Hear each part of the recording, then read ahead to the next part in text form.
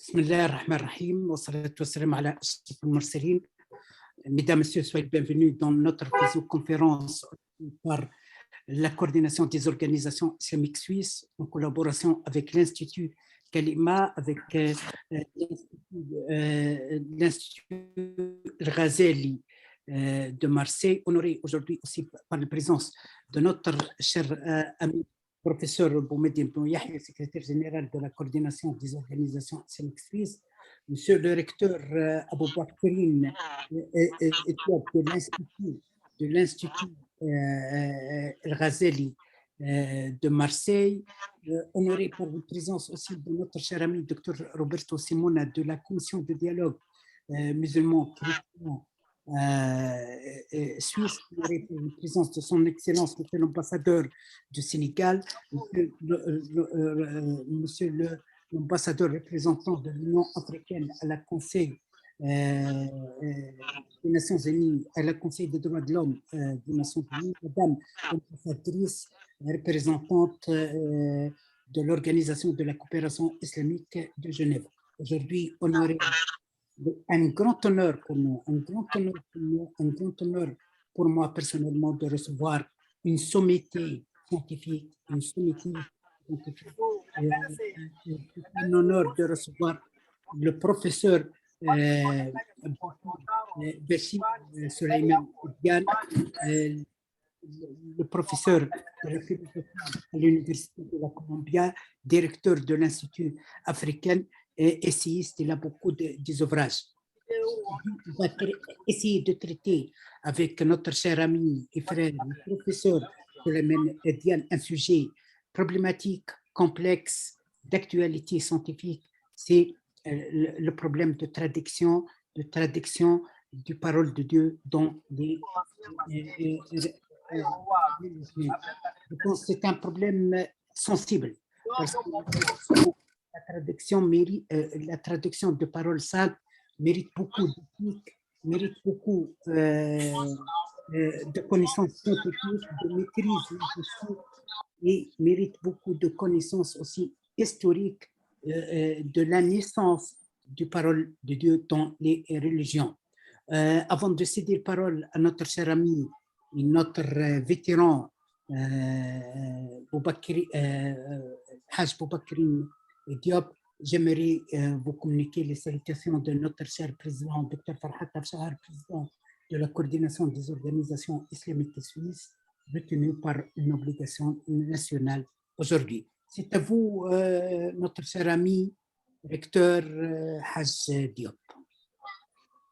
Salam alaikum wa rahmatullahi wa barakatuh. Mon très cher frère, Dr Dari, toujours heureux de te voir, heureux de t'entendre et en même temps aussi très honoré par cette rencontre avec comme tu l'as dit, une des plus grandes sommités de ce 20e siècle. Et le mot n'est pas de trop. Et le mot n'est pas de trop. Parce que Souleymane Bachir, et je pense que nous profitons tous de l'occasion d'ailleurs pour il y a quelqu'un qui parle, je sais. Vous m'entendez? Oui. Ah, d'accord. J'entendais une autre voix, je ne savais pas trop. Oui. Voilà. Donc, c'est dire tout simplement que nous avons une pensée aussi singulière pour lui, parce que nous savons que ces derniers temps, il a traversé un moment difficile d'avoir la perte d'une personne si chère qui est une maman, avec une maman comme toutes les mamans du monde, mais en particulier les mamans de notre très cher continent d'Afrique. Comme le disait, je crois que c'est Kamar Allah qui disait « Femme noire, femme africaine, toi qui me portas sur le dos, toi qui m'allaita, toi qui es la première à ouvrir mes yeux aux prodiges de la terre, etc. etc. » Et je crois que perdre cette personne-là, pour lui, ça a été quelque chose qui n'est pas facile, mais en tout cas, on a une pensée et une prière pour la défunte et pour toutes les personnes qui sont... Tu as volé mon idée parce que j'ai voulu donner un moment de reconnaissance pour cette femme, cette sœur, que je prie Dieu pour la recevoir en paradis parce qu'il a donné un père comme Souleymane Bachir Diane. Allahumma amin, Allahumma amin, Allahumma amin. En tout cas, c'est une idée partagée et je vous rends la grâce parce que vous m'avez appelé quand vous l'avez su et j'ai pu mesurer aussi votre émotion et je sais que vous avez fait le nécessaire pour lui envoyer un message de fraternité à ces moments difficiles qu'il a vécu. Voilà. Et donc, Souleymane, je pense que moi je dis grand Souleymane, il est grand d'abord par la taille, il est grand par la pensée, il est grand aussi parce qu'il est un peu légèrement plus âgé que nous.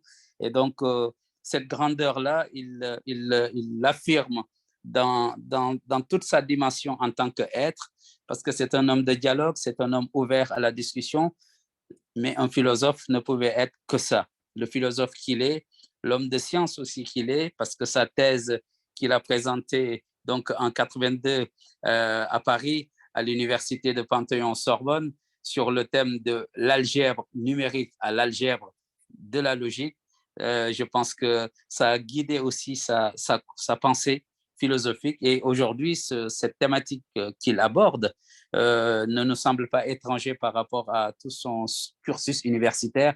Et c'est vrai qu'il a enseigné en même temps en Afrique, à l'université Cheikh Anta Diop. Il fut quand même vice-doyen dans cette université. Il a participé à beaucoup de choses qu'il a dirigées en Afrique. La concertation nationale sur l'avenir de l'enseignement supérieur et de la recherche au Sénégal. Il y a apporté sa contribution avec une réforme ambitieuse du système universitaire en Afrique autour de pas mal de décisions majeures en faveur de la réorientation vers les sciences. Et ça, c'est quelque chose d'important parce qu'en Afrique, c'est vrai que les sciences ont été délaissées. Certes, peut-être nous avons eu les premiers présidents qui sont les fondateurs de nos nations modernes, qui étaient plutôt des poètes, qui étaient plutôt d'autres disciplines. Et lui, le philosophe et l'homme de science qu'il est, en tout cas, a essayé d'apporter sa contribution. Et donc, nous voulions saluer ce regard-là. Mais en même temps, il fut quand même un des premiers Sénégalais à intégrer quand même, à préparer d'abord l'école normale supérieure et à être un normalien. C'est le premier normalien sénégalais. Donc, c'est quand même, ça montre bien la dimension intellectuelle de l'homme. Mais en même temps, je crois que je ne sais pas comment il a pu, professeur Souleymane, comment vous avez pu, entre votre jeunesse fondée sur le maoïsme et aujourd'hui, le travail et les écrits autour de l'islam et des religions, eh ben, cette transition-là, comment vous avez pu l'aborder intellectuellement, mais je crois que ce sera l'occasion pour que tu nous en dises deux petits mots. En tout cas, vous avez toute l'admiration à la fois des intellectuels de tout pays, vous êtes un universaliste, mais vous avez aussi toute...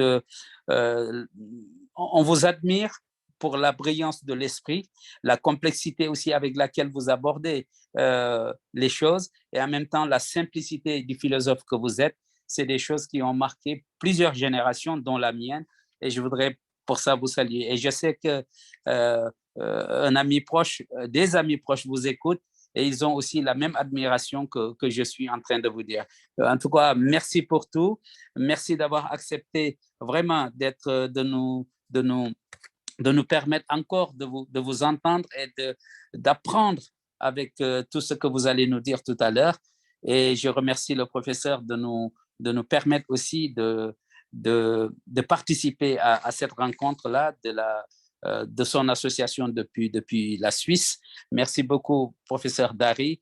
Je vous redonne la parole pour que vous puissiez en tout cas continuer cette introduction et en même temps permettre à au brillant esprit qui est en face de nous de pouvoir en tout cas nous faire voyager à travers sa pensée, mais à travers les écrits religieux et la parole de Dieu dans ces religions-là. Merci, mon cher frère et ami Cheikh Diop. Toujours vous êtes le jardinier qui savent arroser le jardin de l'amour et de l'amitié. J'aimerais bien souhaiter le bienvenue à son Excellence, Madame la Secrétaire Générale de la Francophonie internationale, Monsieur l'ambassadeur de l'Afrique du Sud à Berne et Monsieur le consul général de la Guinée-Conakry à Genève. Je cède la parole à notre cher ami et référent scientifique Sidi Boumediene Bouyahia pour prononcer le mot bref de 3 minutes, puis vous aurez de la coordination des organisations islamiques suisses, puisque vous aurez après la tâche de modérer la séance. C'est à vous, Sidi Boumediene. Je vous remercie infiniment, docteur Dari. Je salue tous les... alors, notre cher docteur et professeur Souleymane Bachir Diane, qu'on accueille aujourd'hui, et quel honneur pour nous, au nom de la KIOS, donc la coordination des organisations islamiques suisses, au nom de l'Institut Kalima, on voyait à l'instant Cheikh El-Hajj, recteur Abou Bekrine, et au nom aussi de notre très très cher intervenant et docteur grand frère Roberto Simona. Nous vous remercions infiniment d'avoir accepté, je le répète pour ma part, parce que c'est très important que vous soyez avec nous. Au nom de la KIOS et au nom de la CRI, docteur Dahri, aujourd'hui nous accueillons un brillant esprit pour nous parler d'un sujet hyper important, central pour l'actualité, central pour le passé, central pour le présent, central pour le futur des générations et pour l'avenir de nos enfants, à savoir la grande problématique de la traduction des paroles de Dieu dans les révélations ou dans les textes sacrés des religions. Nous comptons énormément, profondément sur vous, professeurs, de nous éclairer par votre intervention, exposée d'idées transversales comme à l'accoutumée, universaliste peut-être, mais probablement où vous allez déployer des outils qui nous permettent de réfléchir et de penser cette question aussi complexe que facile et qui s'impose à nous tous à l'aune des défis qui guettent l'humanité et qui guettent les sociétés musulmanes, particulièrement les sociétés du monde occidental de manière générale et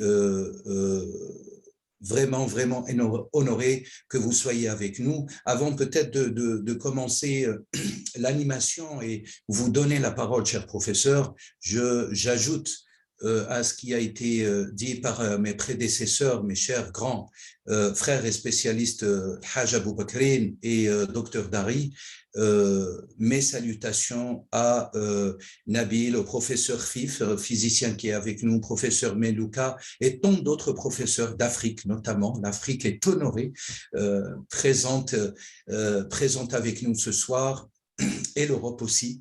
Et à vous, docteur Dahri, peut-être le retour de parole avant que le professeur puisse commencer son exposé. Merci beaucoup.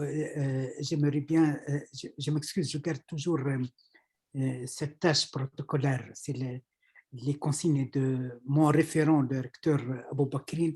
J'aimerais bien souhaiter le bienvenue à notre cher ami, le prince Farhan Farhan, vice-président de la Ligue internationale de Jeddah, de la Ligue internationale islamique. Je cède la parole à notre cher ami, docteur Roberto Simona de la Commission suisse de dialogue chrétien-musulman, en 3 minutes avant de céder la parole à notre cher ami Bachir Diane.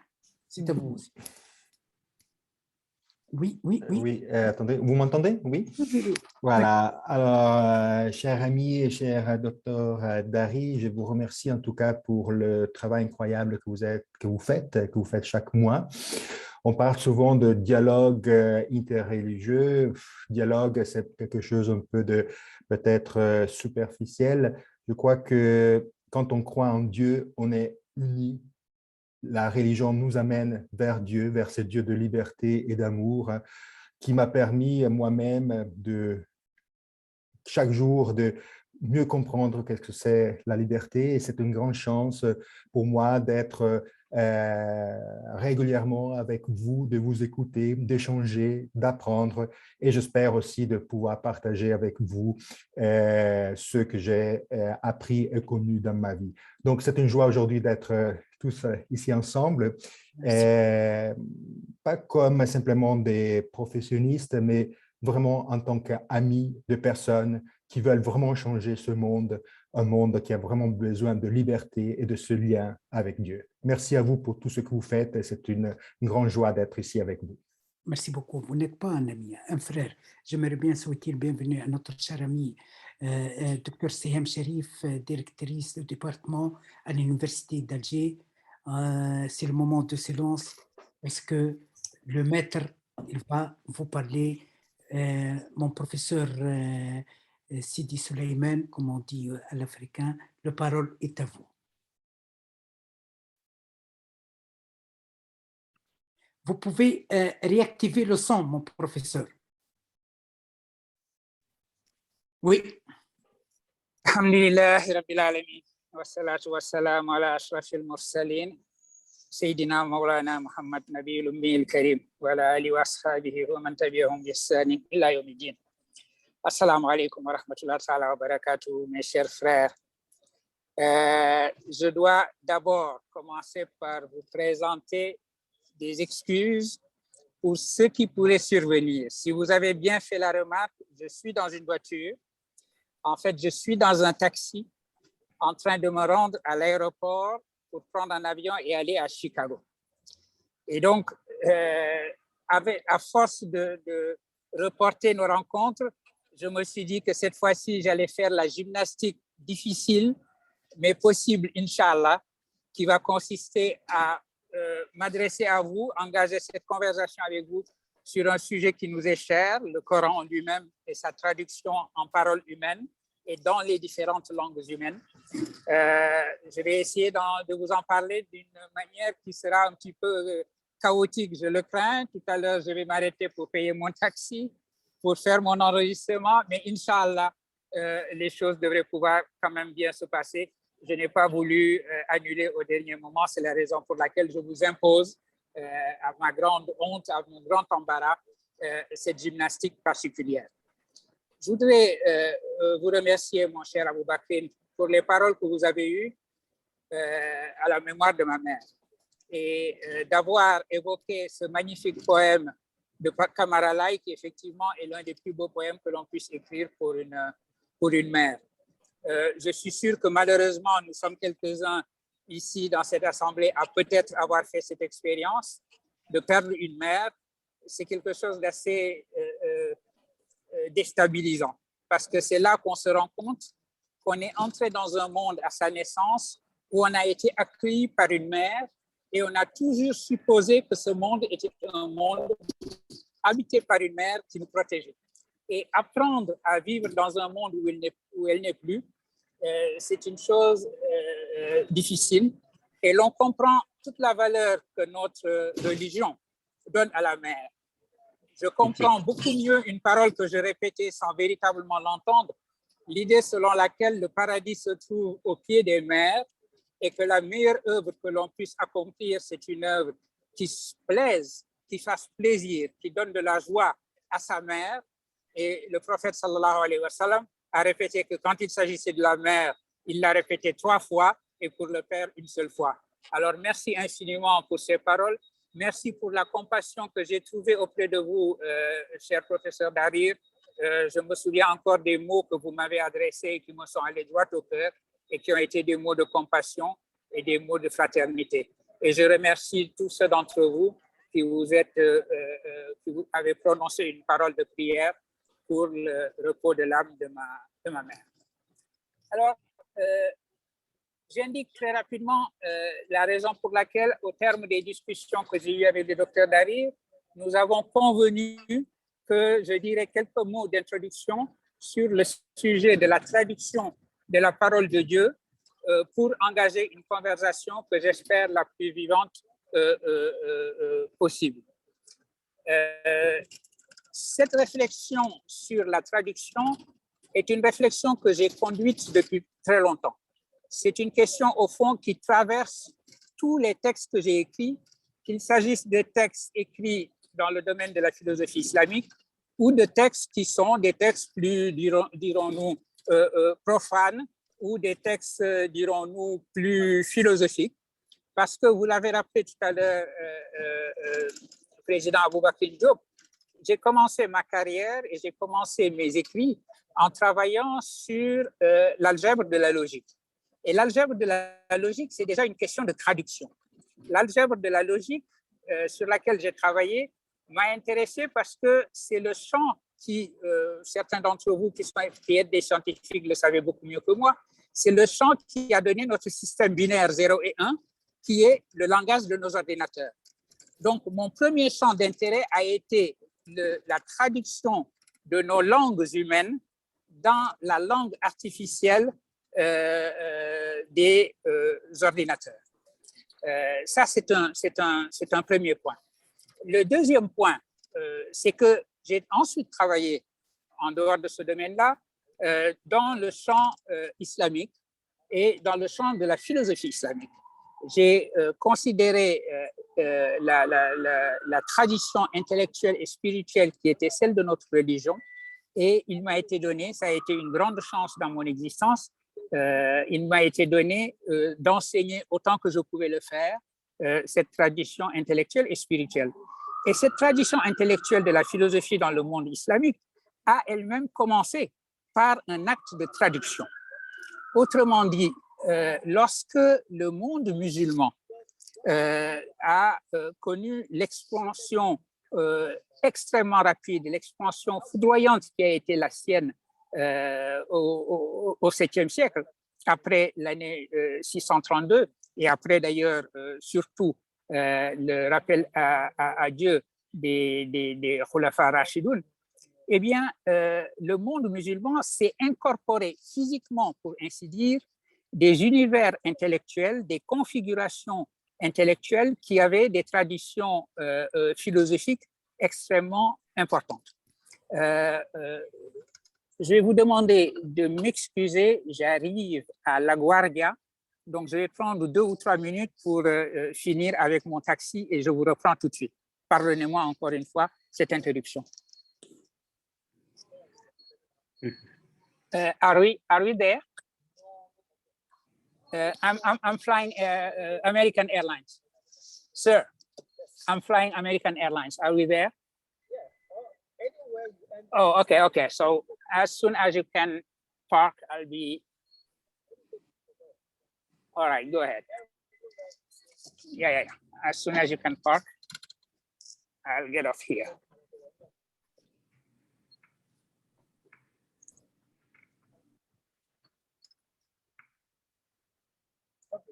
All right, this is fine, yes.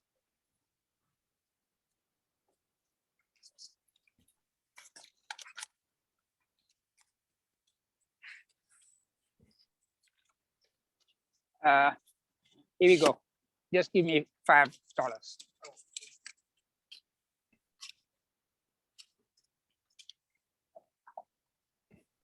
Okay.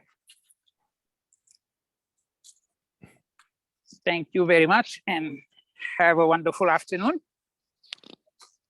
Thank you.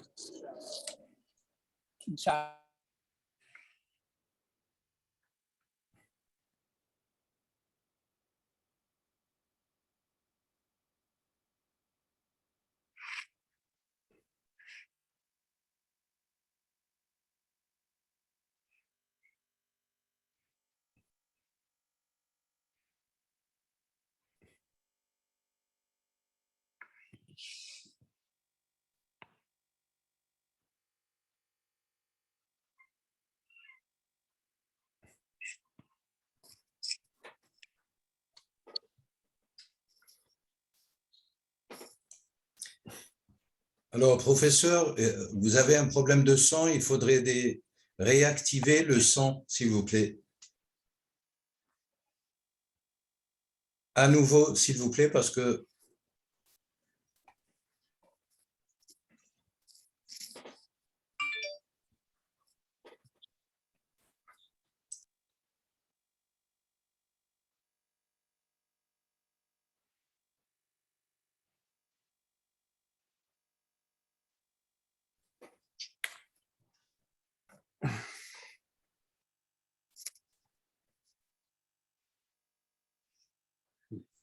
Est-ce que, si vous mettez, vous pouvez résumer qu'est-ce qu'il… Alors, justement, le professeur parlait un petit peu de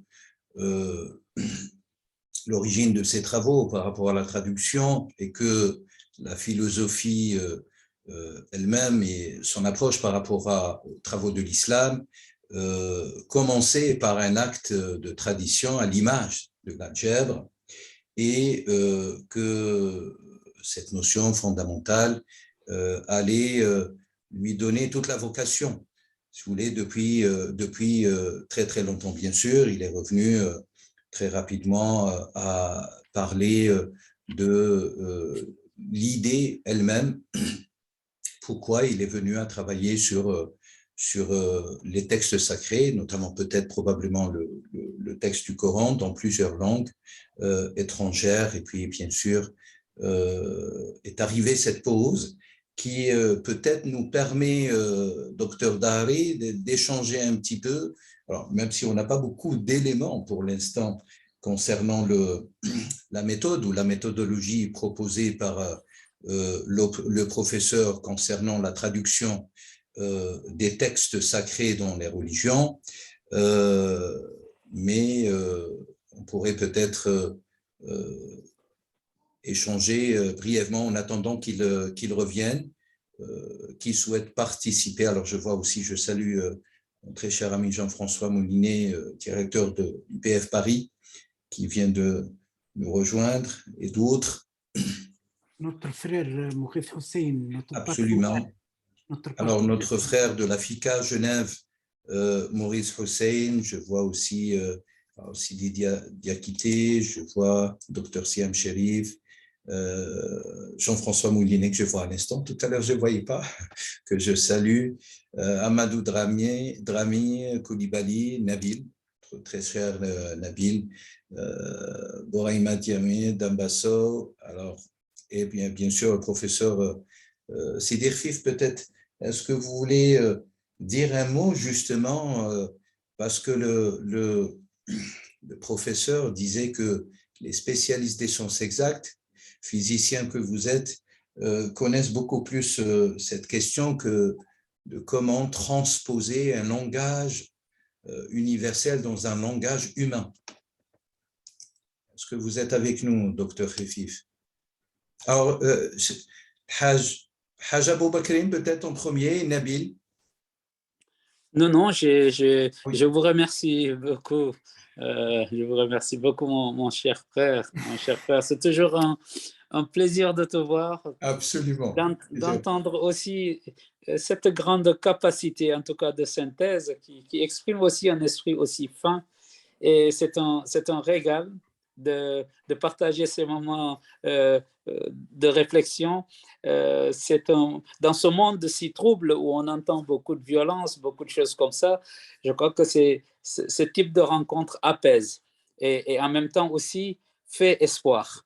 Voilà, par rapport à toute la brutalité des moyens techniques qu'on entend, des armes à feu, des tas de choses dans cette brutalité qui secoue le monde, avoir aussi ces petits espaces que grâce à la créer, grâce aussi à ta structure, le Kalim, nous permettent de revenir dans une douceur, dans ce qui fait humain ou dans ce qui fait humanité, est quelque chose d'extrêmement important. Donc, en tout cas, merci, et peut-être je laisse la parole aussi à nos collègues qui sont autour, des scientifiques, des personnalités aussi autorisées, plus autorisées que la mienne pour pouvoir parler. Alors, voilà, le professeur Souleymane revient. L'autorité est autorisée. Professeur Souleymane Bachir, est-ce que vous nous entendez? Je vous entends parfaitement et j'ai entendu les résumés extraordinaires qui ont été faits de ce que j'ai déjà dit. Alors, ce que je vais faire, je vais continuer. Je vais sûrement encore m'interrompre une seule fois et ensuite, Inch'Allah, je serai assis tranquillement et là, nous pourrons dérouler sans interruption. Oui. Mais pour l'instant, pendant que je suis dans la queue pour aller pour aller à la sécurité, je voudrais simplement dire la chose suivante. Je parlais donc du fait que le monde de l'islam, à un moment donné, s'est incorporé des centres qui avaient été des centres intellectuels, et en particulier tous les centres qui se trouvaient du côté de la Syrie ou de l'Irak, qui étaient des centres ou des monastères importants, des monastères chrétiens monophysites, avaient pendant très longtemps, si vous voulez, gardé beaucoup de manuscrits de la philosophie grecque qui avaient été traduits en langue syriaque. Ce sont des communautés chrétiennes qui parlaient la langue syriaque, qui ont été les premières traductrices de la philosophie grecque en langue syriaque. Et quand le monde de l'islam s'est incorporé ces terres-là, ces territoires, et ensuite quand il s'est élargi évidemment au monde persan et à une grande partie du monde byzantin, là vous avez eu évidemment une plus grande diffusion de ces textes grecs et de leur traduction. Voilà un lien que j'établis dans le domaine de la traduction entre mes premiers travaux et mes travaux sur la philosophie islamique. Vous me demandiez, cher docteur Aboubakrin Diop, président Aboubakrin Diop, comment j'avais pu passer d'une adolescence, disons, maoïste à l'écriture sur l'islam. Pendant cette adolescence-là, j'ai travaillé beaucoup en philosophie des sciences, mais le passage vers la réflexion sur le monde islamique s'est fait très facilement à travers le concept de traduction. Et de toute façon, y compris dans ma phase la plus maoïste possible, je n'ai jamais cessé d'être surtout attentif aux exigences de ma religion. Voilà, je ferme cette parenthèse-là pour revenir à la notion de traduction. Traduire la philosophie grecque était une chose. Maintenant, réfléchir à ce que pouvait signifier la traduction de la parole de Dieu, évidemment, c'est une autre chose. Et c'est dans ce cadre-là que je voudrais avancer un certain nombre d'idées dont j'aimerais bien que nous les discutions ensemble. Vous savez que lorsque la théologie, ce qu'on appelle le kalam, la théologie est née dans le monde musulman, elle est née surtout autour de trois grandes questions. Des questions qui se sont posées à la communauté musulmane et pour laquelle il n'y avait pas nécessairement de réponse tranchée. J'appelle réponse tranchée une réponse qui surviendrait à coup de citation des textes sacrés. La première grande question qui avait été posée, c'était la question de la prédestination.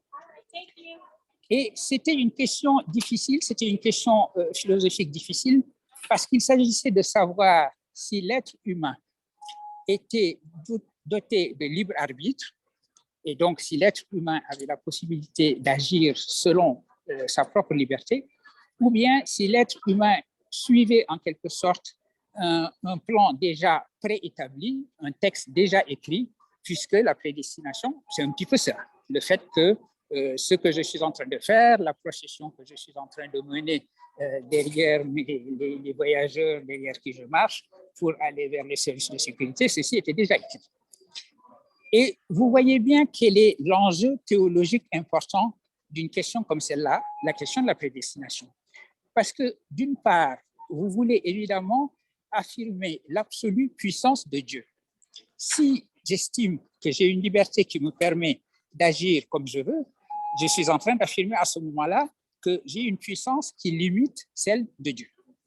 Mais si par ailleurs, je décide que je ne suis au fond qu'une simple marionnette qui suit un plan déjà établi, eh bien, à ce moment-là, la question qui se pose est celle de la justice de Dieu. Pourquoi est-ce que Dieu punirait ou, au contraire, accorderait ses grâces, accorderait ses récompenses à quelqu'un qui n'aurait fait finalement que suivre un plan déjà établi? Voilà, en termes simplifiés, évidemment, les termes dans lesquels le débat autour de la prédestination s'était posé. Ça, c'était un des trois grands débats autour desquels la théologie musulmane, la réflexion théologique dans le monde musulman s'est organisée. Deuxième grande question, c'était la question des attributs de Dieu. Vous savez que les attributs de Dieu ont une place importante dans notre religion, en particulier dans le Coran, puisque le Coran énumère très souvent un certain nombre d'attributs qui correspondent également à des noms de Dieu. Nous sommes tous, dans le monde musulman, pénétrés de cette idée qu'à Dieu sont les plus beaux noms, le Asma al-Husna. Et donc, la question est la suivante. qu'est-ce que la multiplicité des attributs de Dieu peut faire à l'unicité de l'essence? Autrement dit, est-ce que le pluriel des attributs, le fait que Dieu ait plusieurs attributs, et que certains de ces attributs, d'une certaine façon, puissent aller en sens dans une certaine divergence? Si je prends par exemple l'attribut de Wadoud, celui qui force, ou bien celui qui rétribue, et je peux les opposer d'une certaine façon à l'attribut de la miséricorde, celui qui efface les péchés, etc. Et donc, la question s'était posée aux intellectuels musulmans de la nature de ces attributs, et en particulier, donc vous avez vu, j'ai fait un long détour, mais qui va m'amener au centre de mon propos, en particulier un attribut particulier qui était l'attribut de la parole. Le fait qu'il y ait une parole de Dieu.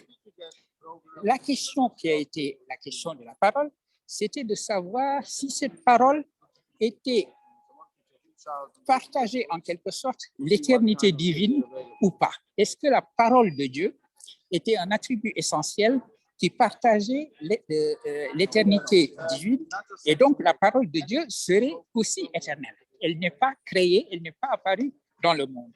Ceci a été un débat terrible dans le monde de l'islam, autour du début, dans le premier tiers du 9e siècle, en particulier lorsque les Abbassides, au début de l'arrivée des Abbassides, de la dynastie des Abbassides au pouvoir dans le monde musulman, la grande question qui agitait le monde de l'islam, le monde intellectuel et aussi donc le monde politique, c'était cette question-là de l'éternité de la parole divine. Est-ce que le Coran est éternel ou est-ce que le Coran est créé? Alors ça, quand je dis que ça a été une période terrible, parce que vous savez, il y a eu une véritable inquisition, une véritable chasse aux sorcières. L'imam Ibn Hanbal a été mis en prison à un moment donné pour avoir refusé de dire que le Coran était créé. Il disait le Coran n'est pas créé, le Coran est éternel, et la doctrine officielle du calife abbasside de l'époque, c'était de suivre l'école théologique qui estimait que la parole de Dieu ne pouvait pas partager son éternité, puisque rien ne peut partager l'éternité divine, et que par conséquent, cette parole doit être créée. Autour de cette controverse, maintenant, c'est en liaison avec cette controverse que j'ai posé dans mon dernier livre, dans un chapitre, je crois que c'est le chapitre 5, c'est le chapitre de conclusion du livre que je viens d'écrire, qui s'appelle « De langue à langue », avec le sous-titre « L'hospitalité de la traduction ».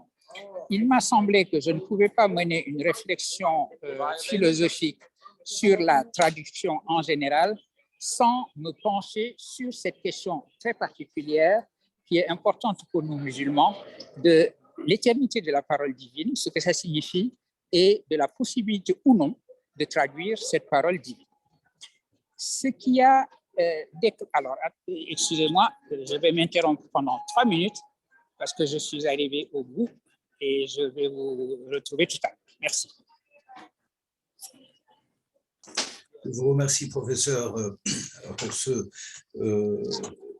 cette incise et développement concernant les problématiques autour de la théologie naissante de l'islam et bien sûr qui s'articulait autour de la prédestination notamment et des attributs de Dieu.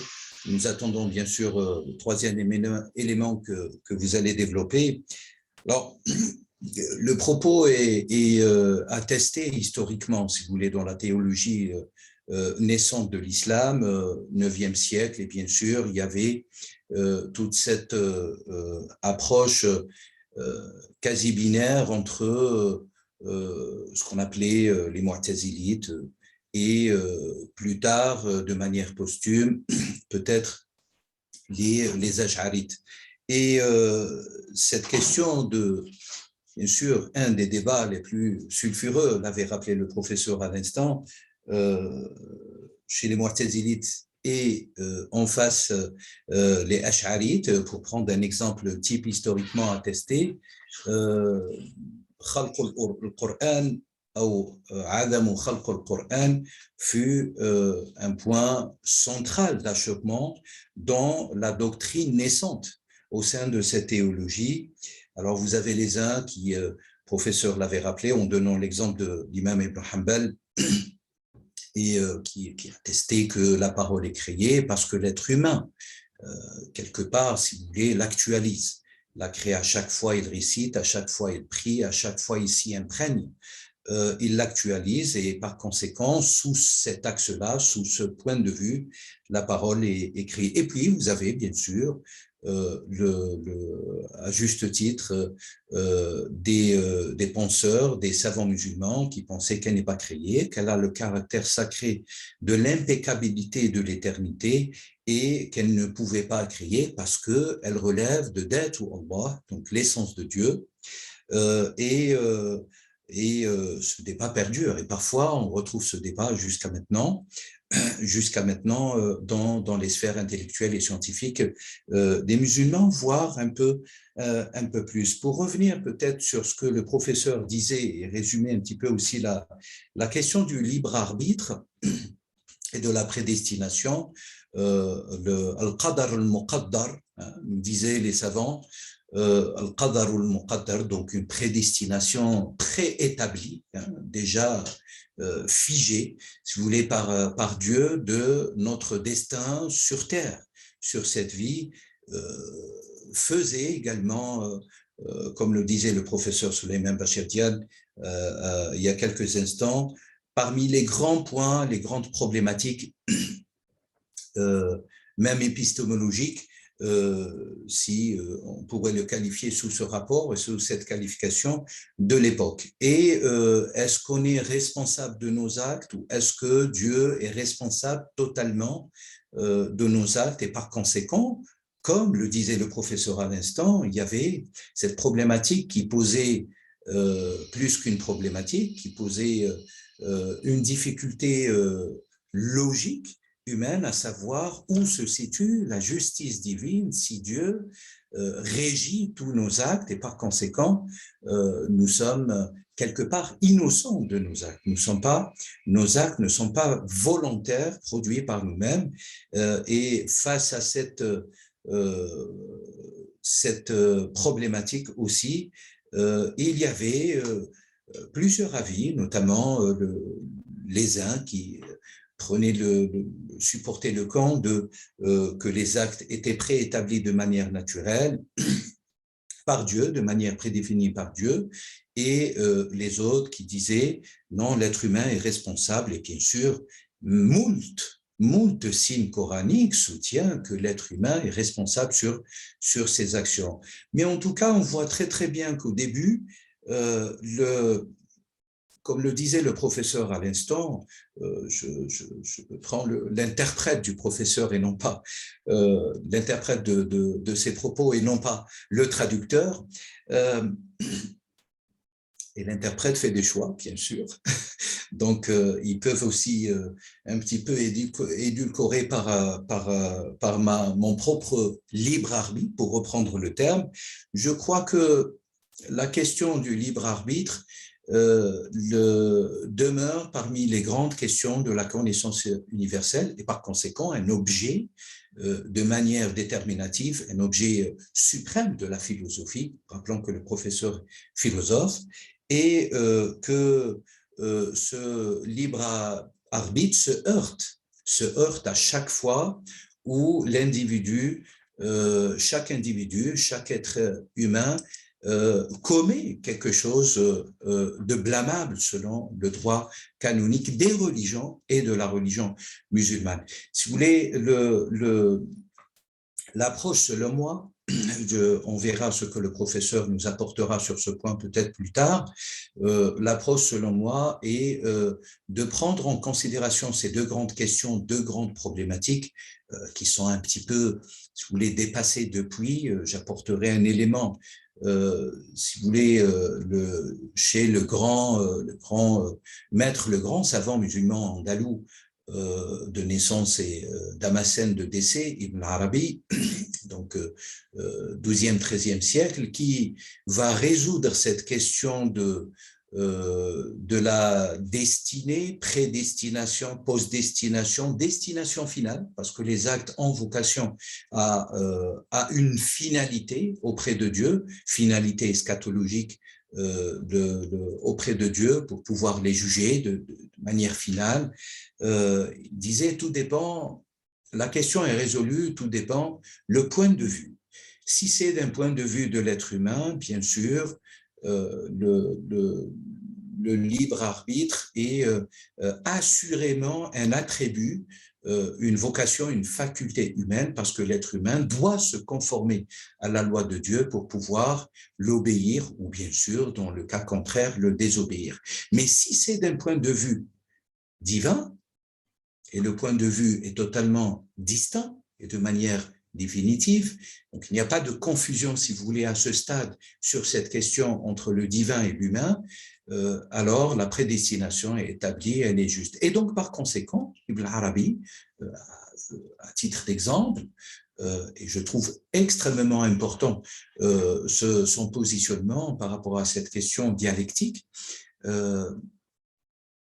émet une certaine doctrine, une certaine théorie épistémologique de la connaissance universelle des degrés existentiels de l'être, des degrés existentiels de l'être. Je vois que le professeur revient, donc je crois qu'il va nous rejoindre parce qu'il demande à l'instant de rentrer dans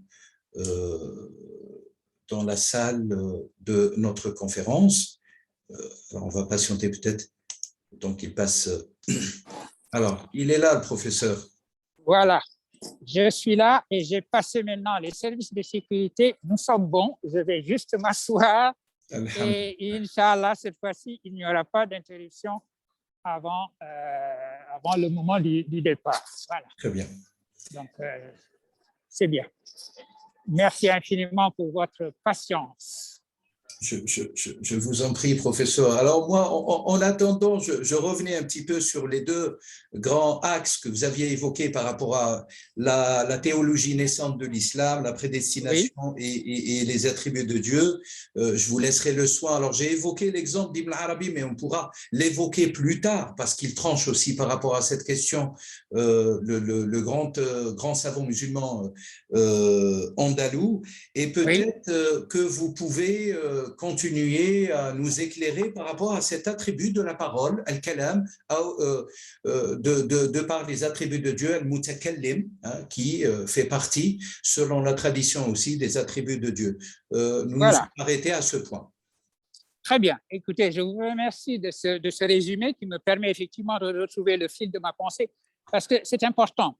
Selon que les attributs sont considérés comme faisant partie de l'essence ou pas, vous avez une difficulté théologique. Si vous considérez que, par exemple, les attributs sont de simples noms, qu'en définitive, l'essence est une et que Dieu fait toutes les actions qu'il fait avec sa seule essence. Au fond, quand on dit qu'il est celui qui entend, Samion, il est celui qui sait, Alimun, celui qui voit, Basirun, etc., ce sont des noms, mais que toutes ces actions sont menées avec une essence une et pas au moyen des attributs essentiels, parce que la grande crainte théologique, c'était de détruire l'unicité et l'unité de Dieu en introduisant en son essence la multiplicité des attributs.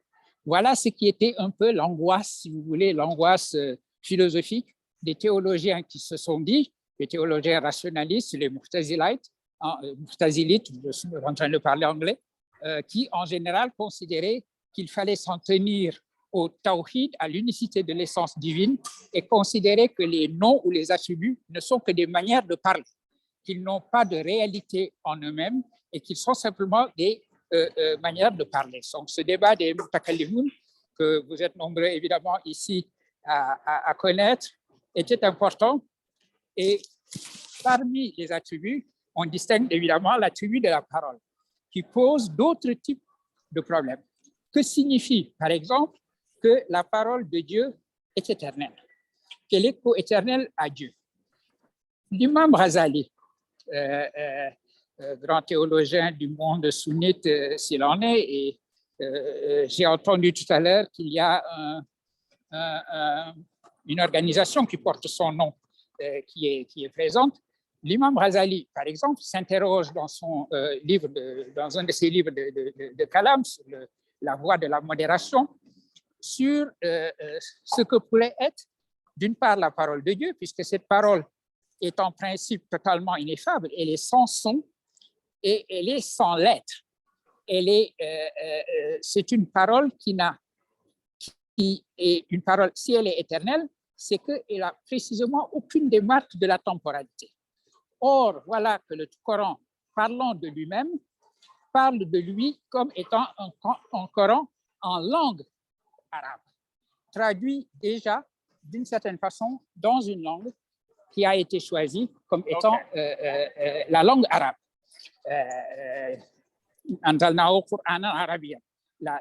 Le syntagme, l'unité Coran arabienne, le fait que le Coran soit un Coran arabe, est répété à plusieurs reprises dans le Coran, comme vous le savez.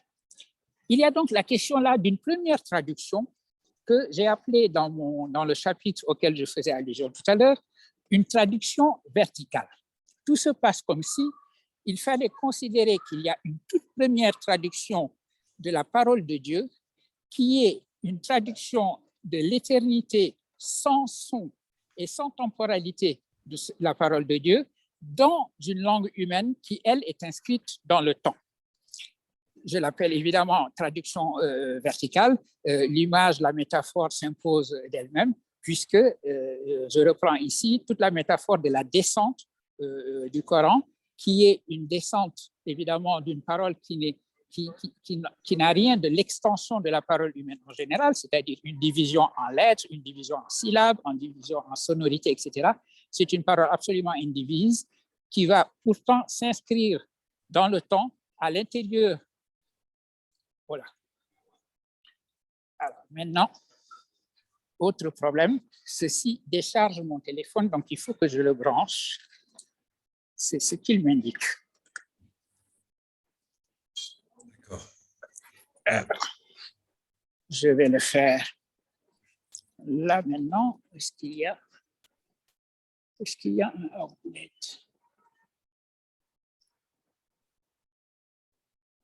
Alors, prenez votre temps, professeur, pour trouver un plan. Et oui, attendez.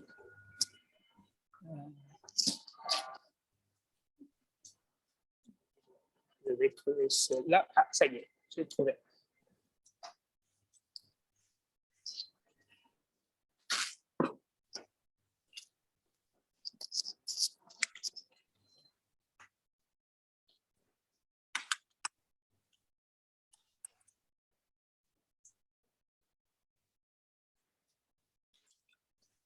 Alors, du coup, j'enlève mes écouteurs et j'espère que si je parle comme ça, vous m'entendez, c'est bon? Oui, oui, oui, parfaitement. Donc, je peux faire sans les écouteurs.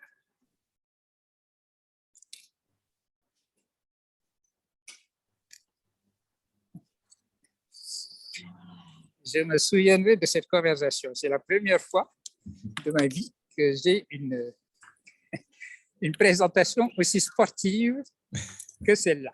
Bon, écoutez, ça nous fera un beau souvenir. Alors, j'étais de retour sur la notion de Coran en arabienne et je parlais le concept de traduction verticale, c'est l'entrée dans le temps d'une parole humaine, d'une parole qui elle-même, n'étant pas humaine, étant la parole divine, n'est pas une parole temporelle, qui ne s'inscrit pas dans la durée, qui n'a pas de son, qui n'a pas de syllabes, qui n'a pas de mots, qui n'a rien. Et j'ai émis l'hypothèse dans le chapitre auquel je fais allusion, j'ai émis l'hypothèse qu'on pourrait considérer qu'au fond, c'est comme si vous aviez une sorte d'émanation, pour le dire dans le langage de la philosophie néo-platonicienne, une sorte d'émanation depuis un point primordial qui est sans épaisseur, sans temporalité, etc. Et au fur et à mesure qui descend et qui va s'incarner et qui va ressembler de plus en plus à une parole humaine. Et je me suis dit ici, au fond, les lettres isolés que l'on trouve dans le Coran et qui ont donné lieu à de multiples interprétations. Vous savez autant que moi qu'il y a des milliers et des milliers d'interprétations au bout desquelles on dit toujours Allahu A'lam, parce qu'en définitive, personne ne peut avoir une explication définitive de ce que sont ces lettres isolées, comme si ces lettres isolées étaient la trace, si vous voulez, de ce moment où la parole divine va commencer à se matérialiser dans les lettres, et ensuite les lettres vont se coaguler en quelque sorte, se rencontrer pour former des mots, les mots former des versets, etc. Et c'est comme si les lettres isolées étaient les témoins de ce mouvement. Ils ne sont pas encore devenus des mots, ils sont des presque mots d'une certaine façon. C'est ainsi que, nous avons des lettres isolées, Kaf, Ha, Ya, Ain, Sad, qui est le début d'une sourate, Alif, Lam, Mim, qui est le début de beaucoup de sourates, ou Yasin. Et comme vous le savez, dans nos traditions musulmanes, il y a certaines lettres que nous considérons nous-mêmes comme déjà des mots. Yasin, c'est quand même en général, on considère que c'est un des noms secrets, plus ou moins secrets, du prophète sallallahu alayhi wa sallam lui-même. Et c'est d'ailleurs la raison pour laquelle Yasin est devenu un nom propre. Même chose pour Taha. D'ailleurs, il est intéressant de voir que Yasin est devenu un nom au même titre que Taha dans une réflexion et l'importance que ça peut avoir pour une réflexion sur les lettres isolées. Donc, voilà un peu l'idée que j'ai présentée dans ce livre de ce que j'ai appelé une traduction verticale. Et le Coran va dans ce sens-là. Je crois que ce qui soutient cette réflexion qui est la mienne, c'est l'idée que le miracle du Coran, c'est le Coran lui-même. L'islam, notre religion, ne repose pas sur des miracles extraordinaires comme la traversée d'un fleuve, etc., même de la mer, même si le Coran lui-même raconte cette traversée de la mer, etc., et présente l'idée selon laquelle la notion que le seul véritable miracle, c'est le miracle coranique lui-même. Ce serait donc le miracle de l'entrée ou de la traduction dans une langue humaine de la parole éternelle de Dieu. Ça, c'est une première phase de cette traduction que j'appelle la traduction verticale. Reste maintenant ce que j'appelle la traduction horizontale, c'est-à-dire le passage maintenant de la langue arabe, qui a été la langue qui a donné hospitalité, qui a reçu cette parole de Dieu, cette première traduction primordiale de la parole de Dieu, maintenant le passage horizontal vers les autres langues humaines. Vous savez que le monde musulman, sur ce plan-là, a mené beaucoup de réflexions sur la traduction du Coran, réflexion qui doit toujours prendre en compte le fait que le Coran est un livre autoréférentiel qui parle de lui-même et qui dit de lui-même qu'il est en langue arabe. Et donc, le Coran indique sa langue.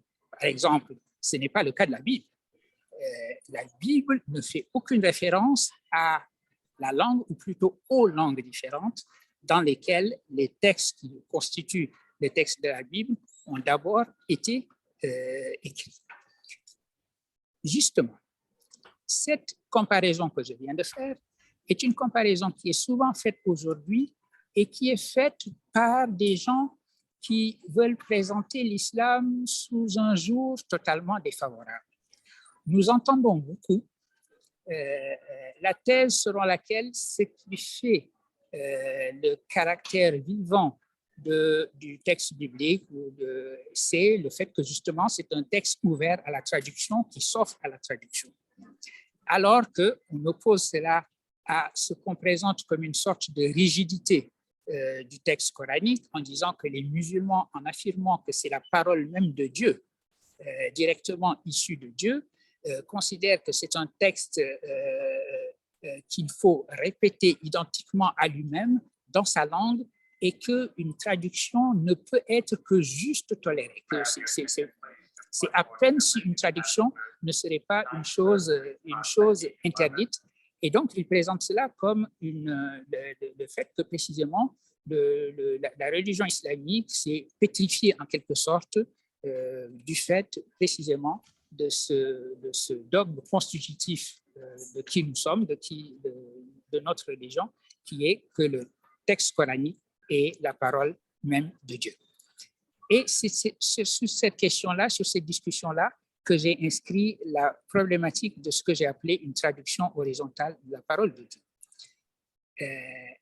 Et j'ai créé une discussion dans mon texte avec un théologien important, un philosophe théologien chrétien, gambien, qui s'appelle Lamine Sané. Son nom est un nom musulman, il s'appelle Lamine, mais il est musulman. Il est, chrétien.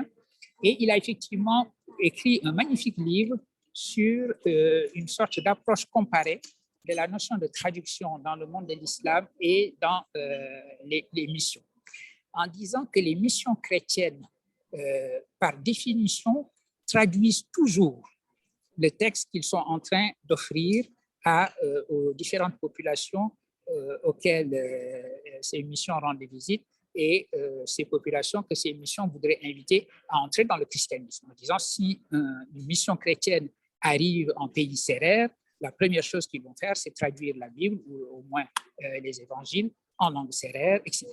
Et Lamine Sané disait dans son livre, c'est d'ailleurs en cela que les missions chrétiennes ont contribué très fortement à la codification des langues dans beaucoup de régions du monde, en particulier des langues africaines, etc.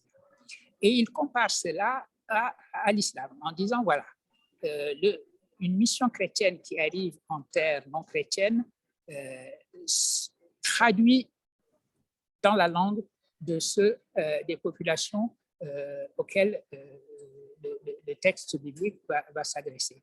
Tandis que, dit-il, quand les musulmans s'installent quelque part, ils font venir les populations dans une école coranique où ils vont lire et réciter un texte auquel ils ne comprennent rien. Parce que, disent-ils, la langue du Coran n'est la langue de personne. En fait, elle n'est pas la langue des Arabes non plus. La langue du Coran est une langue tout à fait spéciale, liturgique, etc. Vous voyez donc le genre d'opposition qui est facile à construire entre une religion que l'on présente comme une religion de la putréfaction, une religion incapable de se renouveler, et une religion qui serait tout naturellement ouverte au renouvellement parce qu'elle serait tout naturellement ouverte à la traduction. Voilà où la question de la traduction a une signification à la fois politique et théologique et philosophique très importante. Et sur cette question, j'ai évoqué un magnifique texte qui est le roman célèbre de notre compatriote Cheikh Hamidou Kane, qui est L'aventure ambiguë. Et j'ai mené une réflexion dans le chapitre sur la traduction.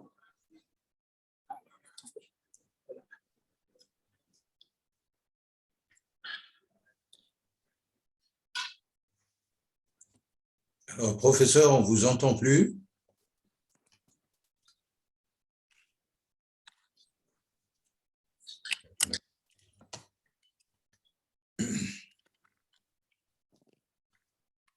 Alors, en attendant que...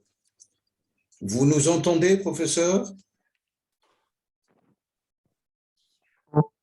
Voilà, vous êtes revenu.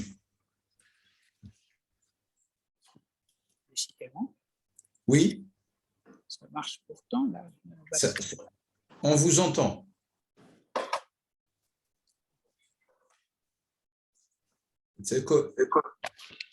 Oui, vous m'entendez, docteur Benyaya. Très bien. Alors, je continue.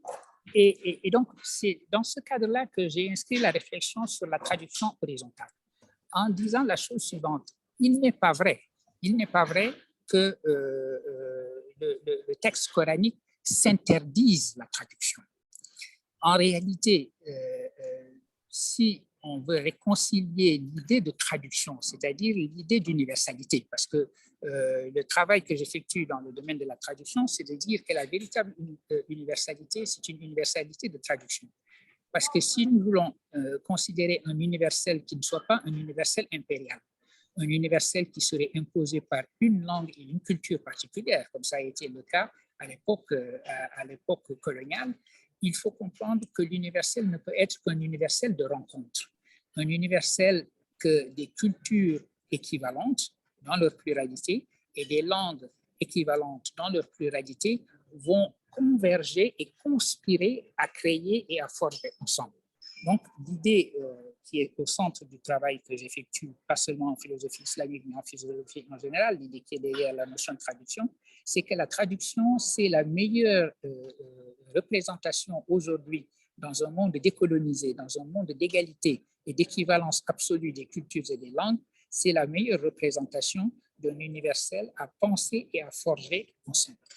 Et donc, c'est dans ce cadre-là que je dis que le texte coranique et la parole coranique s'inscrivent parfaitement dans un horizon tel que celui-là, parce que le Coran insiste sur sa propre universalité, précisément.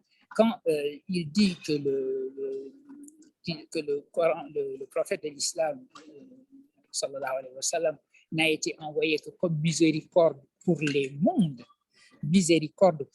c'est précisément l'idée que cette parole s'adresse au monde en général, puisque Alamin est le terme qui est choisi dans ce cas-là, Rahmatan lil Alamin.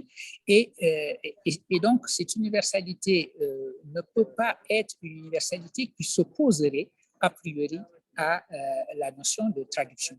Simplement, respecter l'idée que le Coran est en arabe, Coran en arabien, c'est dire que l'usage liturgique du Coran doit être un usage arabe. Et prenons un exemple historique précis. Dans sa fureur laïciste, vous le savez, Mustafa Kemal Atatürk, en Turquie, avait décidé d'effectuer des traductions tous azimuts du texte coranique. D'abord, d'abandonner le caractère ajami du turc, c'est-à-dire l'écriture de la langue turque faisant usage des caractères arabes. Donc, on adopte les caractères latins. De la même manière, on traduit le Coran et on le lit désormais dans sa traduction turque. Mais lorsqu'il a voulu en faire un usage liturgique, lorsqu'il a voulu, par exemple, que la prière soit conduite en langue turque, là, même les ulamas qui l'avaient suivi ont freiné des quatre fers, et ça, il n'a pas pu le faire. Et c'est là, justement, dans cette valeur liturgique de la langue dans laquelle la première traduction, c'est-à-dire la traduction verticale, s'est effectuée, c'est là que se trouve la signification de cette parole selon laquelle le Coran est en langue arabe. Mais, encore une fois, cela n'interdit nullement les traductions horizontales qui posent les problèmes que toutes les traductions posent. Il y a un certain obscurantisme parfois à dire « Ah oui, mais c'est totalement intraduisible, la langue arabe est extrêmement spéciale, l'oratul dad, comme on l'appelle pour insister justement sur son exceptionnalisme, etc. » C'est absurde. Aucune langue humaine n'est exceptionnelle.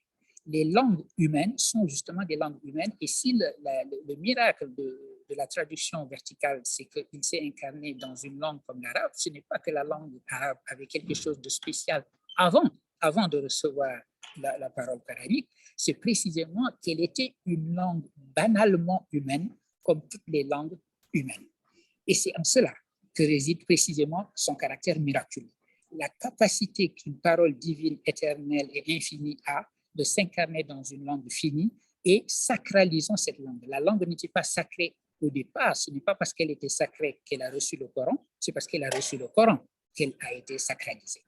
Et de ce point de vue-là, si on comprend cela, on comprend à la fois la valeur liturgique de l'arabe comme réception de la traduction verticale, et on comprend également la signification de la parole selon laquelle le Coran est tout naturellement en langue arabe, sans que cela interdise la traduction horizontale. Voilà, en gros, ce que je voulais dire de la traduction de la parole de Dieu. J'ajoute simplement une dernière chose que j'ai également indiquée dans ce chapitre, en citant le philosophe Spinoza.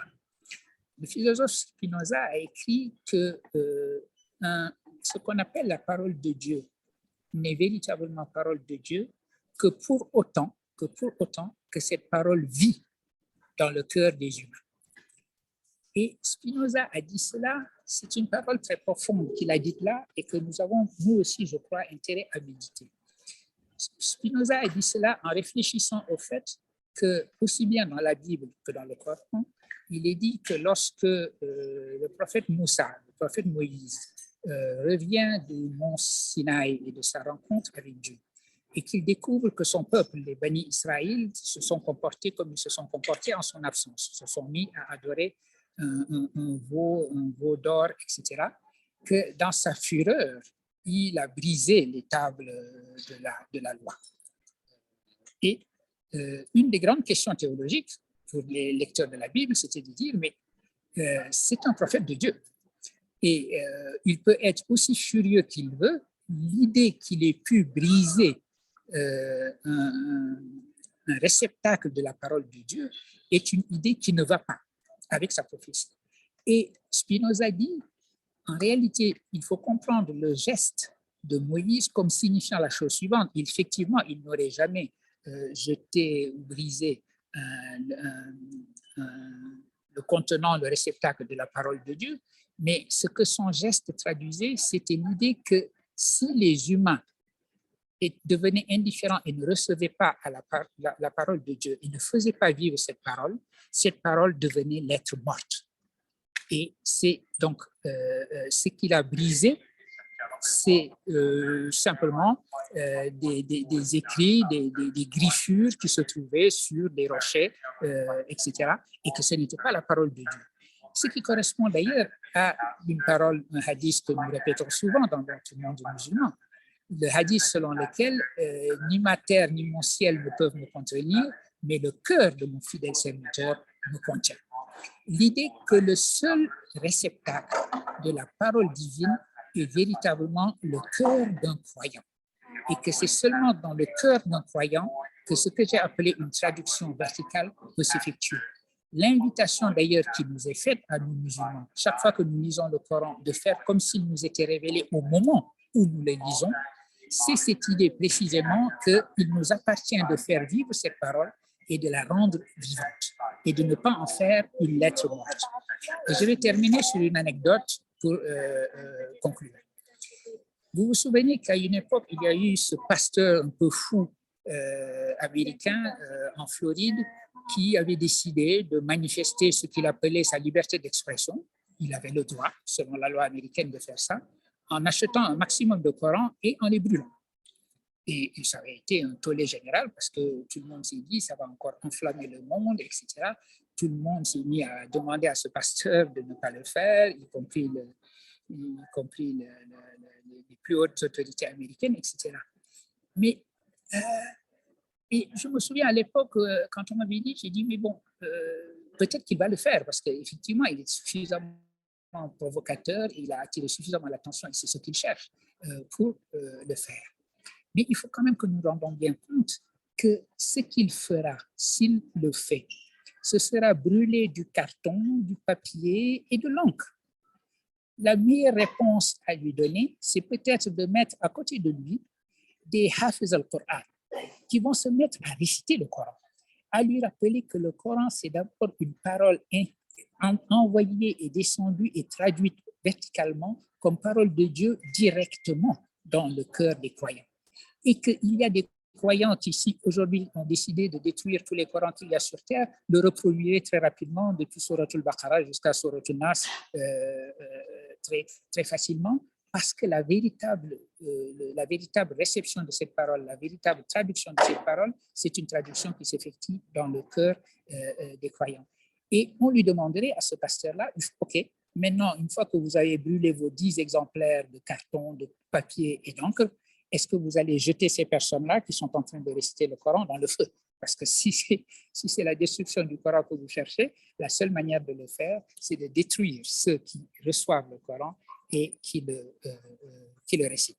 Voilà sur l'anecdote sur laquelle je voulais terminer. J'espère que les tribulations de mon voyage n'ont pas rendu ma présentation trop diffuse et qu'il y a là peut-être une matière à nourrir la discussion que j'aimerais véritablement que nous puissions avoir. Shukran jazilan. Merci infiniment pour votre attention et votre bienveillance. Merci infiniment, professeur Souleymane Bachir Diane, pour cet exposé et cette intervention aussi riche que profonde, même s'il y avait bien sûr ces petites coupures de votre voyage. Et le voyage, vous le savez mieux que quiconque, en arabe, safar, yusfir. Donc, il y aura toujours des fruits, même si il y avait ces incises extrêmement sur nos êtres. Alors, pour peut-être ouvrir le débat ou la discussion autour de votre intervention, je voudrais, alors il y a pas mal de points sur lesquels je souhaiterais personnellement revenir avec vous, la question de Al-Qur'an al-Arabi et cette notion Qur'an al-Arabi, Qur'an anzalnahu bi Qur'an bi lisan arabi. Donc il y a les deux syntagmes, hein, vous le rappeliez tout à l'heure, le syntagme de lisan al-Arabi et le syntagme direct de Al-Qur'an al-Arabi. Et l'évocation même, si vous voulez, du postulat de votre thèse dans votre ouvrage sur une traduction verticale, une traduction horizontale déjà, conclut et perpétue le débat dont on parlait tout à l'heure par rapport à un point d'achoppement dans la théologie primitive de l'islam, à savoir le libre arbitre d'un point de vue humain ou le libre arbitre d'un point de vue divin. Je disais à un certain moment, il y a eu une coupure où Ibn Arabi tranchait sur cette question, tout dépend le point de vue. Si c'est d'un point de vue divin, alors le Coran est éternel, et si c'est d'un point de vue humain, il est actualisé, hein, vous avez repris le terme, et actualisé par nous, et qui relève de notre responsabilité, vous disiez quelque part tout à l'heure. Alors, une première question peut-être avant d'ouvrir les questions avec tous les intervenants, et les auditeurs et les auditeurs, voire aussi les intervenants qui sont avec nous. Quelle est la distinction du coup, en sachant que la langue, et là je vais véritablement me pencher sur la question de la linguistique elle-même, quelle est la distinction entre le lisan al-arabi ou le Coran al-arabi, en sachant que le Coran est l'autodésignation, l'autoréférentiel de la parole elle-même de Dieu à elle-même, par extension adatullah, on pourrait le dire entre nous, et la distinction par rapport à al-lisan al-arabi, la descente elle-même, inna anzalnahu, la descente en bloc, elle-même est en mode lisan arabi, qu'on pourrait traduire en langue, voilà, littéralement, lisan, langue arabe, selon vous, professeur. Alors, vous avez posé une question importante et difficile, évidemment, parce que c'est vrai, dans un cas, comme vous l'avez indiqué, on donne directement le qualificatif arabe du Coran. Il est dans sa nature d'être arabe, d'être en arabe. Et j'ai indiqué que cette formulation-là correspond davantage à ce que je disais sur l'usage liturgique qui doit être strictement limité à la langue arabe. Je ne me vois pas réciter la Fatiha en Wolof pour faire ma prière, etc. Précisément parce que au nom de Coran arabe. Et alors, mon interprétation, c'est de dire que quand il dit lisan arabia, en disant c'est une langue arabe, c'est justement une manière de dire parmi toutes les langues humaines, c'est la langue arabe qui a été choisie. Parce que là, si vous voulez, il est fait référence à l'arabe comme étant une langue humaine, sous-entendu parmi les autres langues humaines. Il y a donc dans lisan arabi, selon moi, c'est la lecture que j'en fais, une idée d'élection d'une langue. Une langue a été élue pour donner hospitalité à la traduction verticale de la parole de Dieu.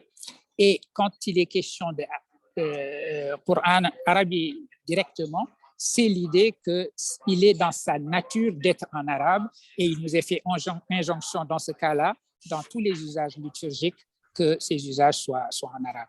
C'est une lecture que je vous propose. Voilà. Je vous en remercie, Souleymane Bachir Diane. Alors peut-être il y a des réactions ou des personnes qui souhaitent interagir. Alors je vois Nabil qui souhaite vous poser une question, plusieurs personnes. Nabil, à vous la parole. Soyez très bref, concis et précis, s'il vous plaît. Salam alaikum, marhaban.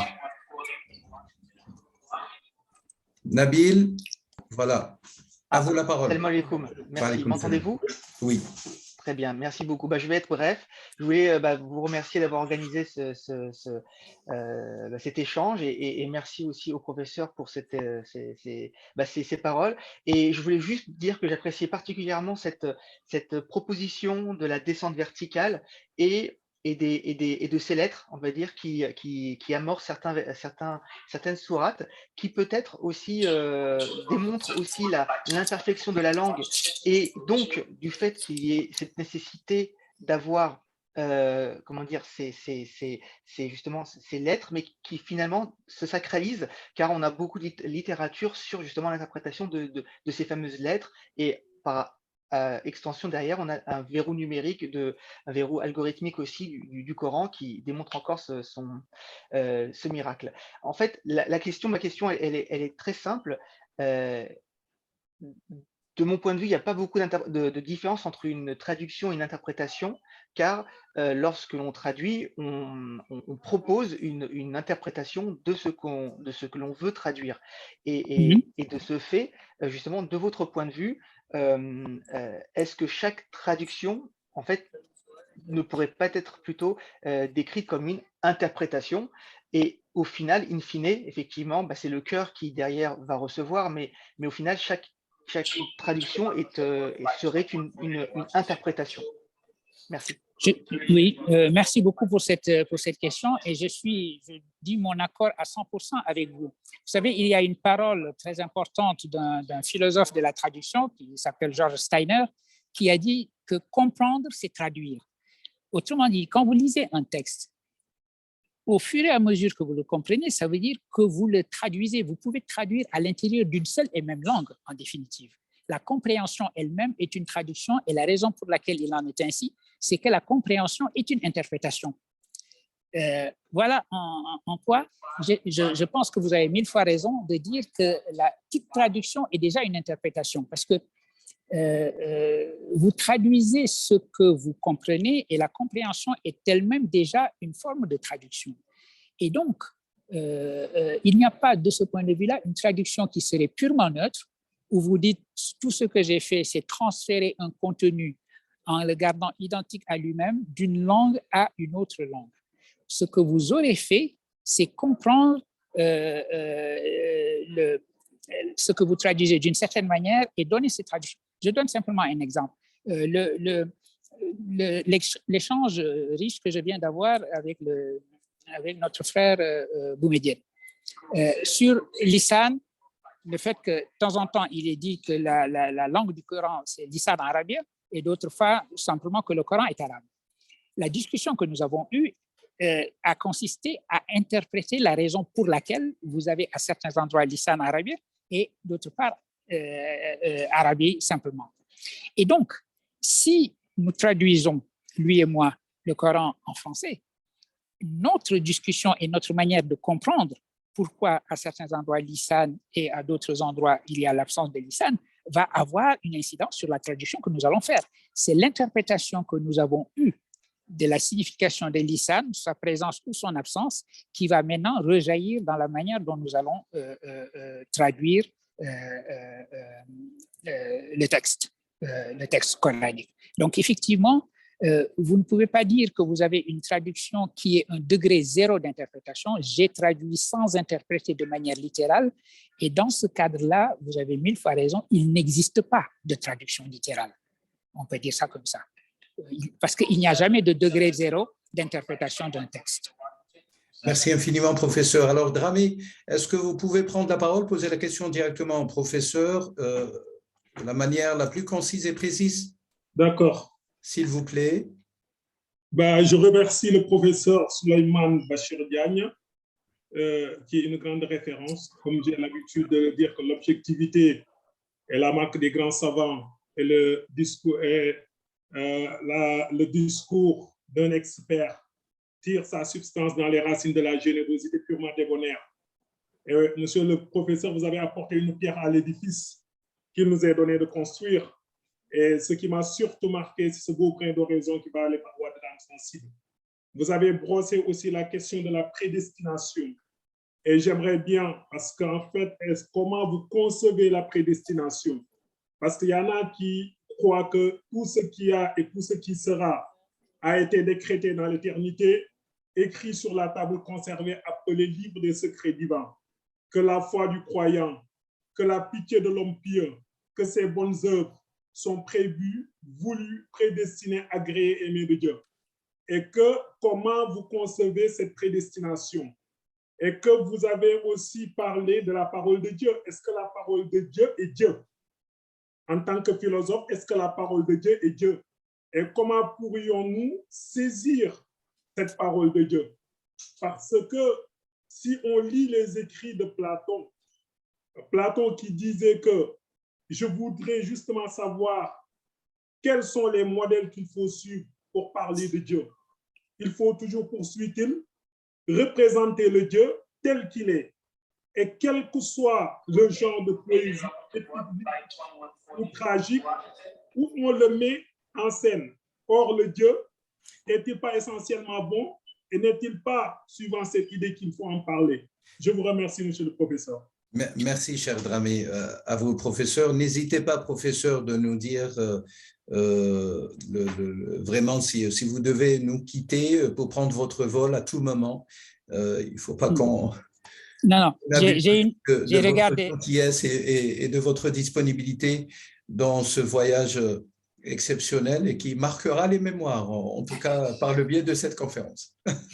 Alors, j'ai surveillé l'heure, j'ai une dizaine de minutes en gros. Très bien. Voilà, donc ça va, on est dans les temps. C'est une question importante que vous posez et qui est une question difficile parce que la prédestination a effectivement divisé les théologiens parce qu'elle était elle présentait à la fois une difficulté philosophique mais aussi une difficulté politique. Il y avait une part de politique dans l'insistance sur la prédestination. Quand les politiques se mêlent des débats intellectuels en général, ils lui donnent leur propre costume. Et dans le cas d'espèce, les débats sur la prédestination ont eu lieu vers la fin du 8e siècle de l'ère commune. Et au moment où c'était les Omeyyades qui étaient au pouvoir, qui dirigeaient la dynastie des Omeyyades, s'était installée après l'an 656, après l'assassinat du quatrième khalif, l'imam Ali. Et les Omeyyades avaient besoin d'une théologie de la prédestination, parce qu'au fond, il fallait que tout ce qui s'est passé, ce qu'on a appelé la période de la fitnatul kubra, le fait que les compagnons, après le rappel à Dieu du prophète de l'islam, sallallahu alayhi wa sallam, se sont combattus entre eux. L'idée que notre mère Aïcha s'est battue contre l'imam Ali, etc., c'était une idée assez difficile à supporter. Et en plus, ce que les Omeyyades avaient fait, le massacre de Karbala et tout cela, était une idée effectivement très difficile à soutenir pour le monde musulman. Donc les Omeyyades avaient besoin que, au fond, tout cela ait été une sorte de décret divin éternel qui, d'une certaine façon, lavait les humains de la responsabilité qu'ils avaient eue dans des événements douloureux qui ont marqué à jamais le monde de l'islam et qui nous marquent encore toujours. Depuis cette période-là, si vous voulez, les musulmans n'ont plus prié derrière un seul imam. Et nous en sommes encore là. Et donc, les Omeyyades tenaient à une théologie de la prédestination. On a même dit que ce sont les Omeyyades qui ont voulu absolument ajouter la notion de prédestination à la définition de l'iman. Parce que, vous savez, si on prend simplement le texte coranique sur l'iman, « Amana rasul bima unzila ilayhi min rabbihi wal mu'minuna kullu amana billahi wa malaikatihi wa kutubihi wa rusulihi » et il continue « La nufariqu bayna ahadin min rusulihi » Il n'y a pas de prédestination. Or, vous avez deux versions du hadith de la prédestination. Un hadith qui énumère ce que je viens d'énumérer, la wa malaika wa kutub wa rusul, donc tous ces éléments-là, et qui ajoute la prédestination, qudra. Et donc, il faut croire en la prédestination, le fait que les choses soient écrites. Et vous avez des versions où vous n'avez pas la prédestination. Et donc, le caractère politique de la notion de prédestination comme excuse pour des événements qui se sont produits a été aussi un aspect de la discussion purement philosophique qu'il y a eu. Maintenant, la discussion philosophique elle-même, elle est extrêmement difficile parce que effectivement, il faut que l'humain, je peux avoir le sentiment que je fais mes choix à chaque fois et que je les fais librement. Donc, j'ai le choix entre une direction qui me mène au point A, une direction qui me mène au point B. Je choisis celle qui me mène au point B. Une fois que je suis à B, je peux choisir C ou D. Je choisis D. Donc, si je plaçais tous ces points-là sur une feuille, vous auriez le sentiment que ces points sont placés de manière totalement aléatoire et ce caractère aléatoire serait la bonne traduction de ma liberté. Et pourtant, vous pouvez toujours lier les points par une courbe, les scientifiques connaissent ça, et quelle que soit la complexité de la courbe, vous pouvez toujours l'exprimer. Autrement dit, vous pouvez avoir une courbe extrêmement compliquée avec des X, des Y et toutes sortes d'exposants qui traduisent cette courbe, mais elle n'en est pas moins réelle. Donc, j'ai à la fois le sentiment qu'en effet, je choisis toujours librement, mais que par ailleurs, je choisis en fonction d'une courbe qui est déjà prédéterminée. C'est donc, il faut pouvoir réconcilier les deux, comprendre que ma volonté, la volonté avec laquelle j'ai le sentiment de choisir librement, correspond à une certaine réalité, mais l'idée également que je ne peux pas choisir en dehors de la volonté de Dieu correspond aussi à une certaine réalité. Il faut conjuguer ensemble, penser ensemble ces deux aspects. Donc, à la fois dire j'agis librement en allant à B, puis à D, puis à etc. Et d'une autre manière, j'agis selon la prédestination puisque j'agis selon une courbe qui passe par B, etc. Donc, les deux sont vrais à partir de deux perspectives qui sont différentes. Et donc, les réconcilier. Et vous parliez tout à l'heure, cher Boumediene, d'Ibn Arabi. Ibn Arabi aussi a une réflexion très profonde sur ce fait justement qu'à un certain degré de réalisation, je comprends que ma volonté s'inscrit parfaitement dans la volonté de Dieu. Ce que je veux, ce que je dis que je veux, c'est ce que veut Dieu. Ou plutôt, en sens inverse, je ne veux pas autre chose que ce que veut Dieu. En identifier totalement ma volonté, soit vous considérez que les soufis estiment qu'ils ont totalement abandonné leur propre volonté et que c'est Dieu qui agit à travers eux, ou bien qu'en sens inverse, ils agissent comme si Dieu suivait leur propre volonté. Ce sont deux aspects différents de l'unique et même chose. Et c'est en cela qu'on peut dire que la réalisation ultime qui est la nôtre, la tâche qui est la nôtre, de devenir pleinement celui que nous avons à être, de devenir pleinement des humains accomplis, l'insan al-kamil, dont on parle dans la tradition spirituelle du soufisme, c'est précisément ce moment où nous voyons que ma volonté individuelle et la volonté de la totalité, la volonté de Dieu, si vous voulez, s'identifient de telle sorte que je ne peux pas reconnaître ma propre volonté individuelle. Pourquoi voudrais-je autre chose que ce que veut Dieu? Parce que je comprends, j'accède à ce point de vue de la totalité qui fait que, comme d'ailleurs l'ont dit des philosophes qui n'étaient pas des philosophes musulmans, amor fati, l'expression amor fati en grec, l'amour du fatum, de ce qui a été décidé, normalement c'est une expression assez paradoxale. Parce que si une chose a été décidée, comment est-ce que je peux dire que j'aime cette chose-là puisqu'elle m'est imposée? Eh bien, précisément, je n'ai plus le sentiment qu'elle m'est imposée.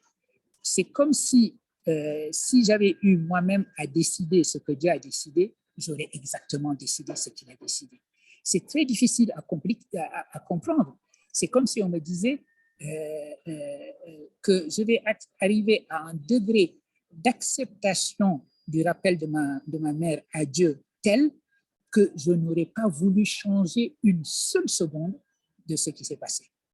Parce que j'aurais compris le rappel à Dieu de ma mère du point de vue qui est le point de vue de la volonté de Dieu lui-même. Ramener tout, et on nous dit toujours de le dire, de le répéter, nous autres musulmans. Masha'Allah, la quwwata illa billah. Masha'Allah, la quwwata illa billah. Ou bien Inch'Allah, simplement Inch'Allah. Ceux qui ne connaissent pas l'islam disent que nous sommes des fatalistes, justement. Et j'ai toujours dit que seul un homme et une femme d'action comprennent la signification de Inch'Allah. Ça ne signifie pas qu'on ne va rien faire et qu'on va décider que de toute façon, que je fasse ou que je ne fasse pas, c'est le décret de Dieu qui va s'imposer. C'est au contraire que je vais agir pour changer les choses, pour transformer le monde, parce que c'est la responsabilité qui m'a été confiée comme Khalifatullah fil ard. Et si je comprends parfaitement cette responsabilité de Khalifatullah fil ard, je comprends que ce que je veux, c'est ce que je veux Dieu. Je ne peux pas vouloir en dehors de la volonté de Dieu, mais ça suppose une réalisation ainsi que nous l'explique le Cheikh Al-Akbar Ibn Arabi. Absolument, professeur. Voilà. Permettez-moi, si vous mettez, parce que le professeur, il reste quelques minutes. Si on donne parole à notre cher ami, comme il l'a dit, Haj Aboukrin Dikaïti, et notre ami Mourad Hossein, secrétaire de la Fondation d'Ahl-Bayt culturelle et islamique de Genève. Et on termine avec Sidi Mohamed Khfif en quelques minutes, parce que le professeur... Non, justement, docteur Darry, je voulais prendre les questions et comme ça, en un seul coup, le professeur essayera de donner une réponse de synthèse parce qu'il lui reste seulement quelques minutes. Donc, je prends une réponse de chacun, s'il vous plaît, très, très brève, parce que le professeur va prendre un vol. Alors, monsieur Diakité et Sidi Mohamed Khfif, ainsi que Maurice Hussein et Hadi. Alors, monsieur Mohamed Khfif, Sidi Mohamed, professeur de physique. Salam alaikum, marhaban. Est-ce que vous pouvez poser la question? Sidi Mohamed Khfif. Ok. Oui. Salam alaikum wa rahmatullah. Wa alaikum salam. Bismillah ar-Rahman ar-Rahim. Bonsoir à tous. Très honoré d'être ici. Merci beaucoup pour l'invitation. Très honoré d'être en présence de notre cher professeur Diane. C'est vraiment une rencontre prodigieuse, j'allais dire. En fait, en réalité, je n'ai pas vraiment de questions. J'allais juste répondre à la question que vous m'avez posée tout à l'heure en tant que physicien, théoricien, mathématicien. Donc, je rappelle que Galilée, quand il a commencé à faire ses expériences, il avait dit que le monde ou l'univers est un grand livre écrit dans un langage. Et si on voudrait le comprendre, il faut comprendre son langage, et son langage, c'est les mathématiques. Mais il s'est avéré que bien plus tard que Galilée avait tort, parce que il y a des philosophes, notamment des sciences, qui ont montré que, tel par exemple Eugène Wigner, prix Nobel de physique, qui a dit qu'il y a une irraisonnable efficacité des mathématiques dans les sciences naturelles. Mais par contre, dès qu'on transpose ça sur les sciences du vivant, par exemple la biologie, où il y a de l'émergence, il y a de la complexité, les mathématiques sont totalement incapables de décrire quoi que ce soit. Donc, ce langage universel, à mon avis, ce n'est pas vraiment les mathématiques, ça doit être autre chose que les mathématiques. Et peut-être que la langue du Coran, qui s'adresse à tous les cœurs de tous les êtres humains, d'où est-ce qu'ils viennent, c'est peut-être ça le langage universel. Ensuite, ma deuxième remarque, c'est par rapport, par exemple, à la traduction, puisqu'il s'agit ici d'interprétation-traduction. En ce qui concerne le Coran, il y a une vraie problématique pour les spécialistes de la traduction du Coran, un problème qui est posé notamment par Dr Saïd Souhaib, qui est Azhari et qui est aussi PhD de SOAS London, qui dit qu'il y a une certaine hafs normativity. Or que le Coran existe dans 10 lectionnaires, 10 qira'at. Et donc, toutes les traductions qu'on a actuellement, elles sont basées sur uniquement le lectionnaire de Hafs, qui est une erreur monumentale. Et je pense que ceci commence à être corrigé, notamment par la dernière traduction qui a été faite par le très grand cheikh Mohammed Keller, The Quran Beheld, un travail de 15 ans, et il a tenu compte justement de ces différents lectionnaires dans le Coran dans sa dernière traduction. Donc voilà, c'était juste une intervention très rapide. Merci beaucoup, cher Seboumdine. Merci infiniment, professeur. Je rappelle, vous êtes professeur de physique. Alors, je donne la parole comme ça. Vous posez la question, cher Sidé Diakité. Activez votre micro.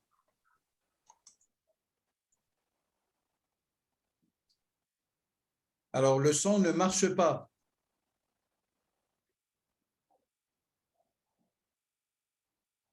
Alors, en attendant que vous réglez votre problème, je donne la parole à notre cher Maurice. Maurice.